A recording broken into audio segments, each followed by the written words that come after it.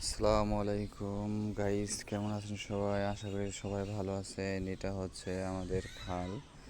এই খাল থেকে এই যে একটু আগে আমার ভাই মাছ ধরে নিয়ে আসছে। এইমাত্র এই যে মাছ, এটা হচ্ছে দেশের প্রিয় মাছ, আমরা সবাই খাবো এখন।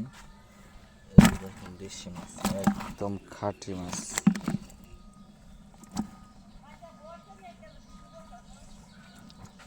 না না বড় নাই।